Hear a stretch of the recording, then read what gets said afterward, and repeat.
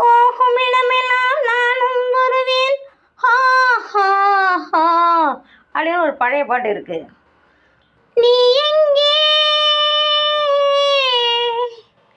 என் அன்பே, நீ எங்கே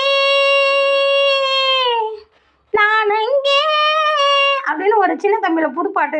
இதுவே புதுப்பாட்டு கிடையாது, இதுவே 80s சாங்குன்னு வச்சுக்கோங்களேன். அந்த மாதிரி தான் எங்கள் தேனு. நான் இங்கே சமைக்கிறேன். இந்த தேன்மொழி படுத்துருக்கிற இடத்த பாருங்க. குதிரை ஸ்டூல் அங்கே வேலை நடக்குதுன்னு சொல்லிட்டு இங்கே கொண்டாந்து போட்டு வச்சுருக்கோம். ஒரே அந்த குதிரை ஸ்டூலு, அந்த கதவு, கட்டில் செய்கிறதுக்கு பழவோ மரம் அடப்பாஞ்சாரமாக தான் இருக்கும். ஆனால் அது படுத்துருக்கிற இடத்த பாருங்கள். அதே அதில் பலவையில் படுத்துருன்னு சொல்லிட்டு சும்மா ஒரு தலைவாணியை வச்சோம்னா மெத்து இங்கேயே தான் இருக்கும். நான் சமைக்கிற வரைக்கும் அப்படியே தான் இருக்கும். ஐயா கண்ணை மூடி தூங்க. அச்சச்சோ ஒரே உடம்பு ஒழிப்பா என் பிள்ளைக்கு. மசாஜ் சென்டருக்கு தான் கூப்பிட்டு போகணும் என் பிள்ளைய. கண்ணை கட்டது என்னது இது கருப்பு கோடு ஓடி இருக்க. மண்ணில் போய்ங்க சும்மா விளையாட வேண்டியது.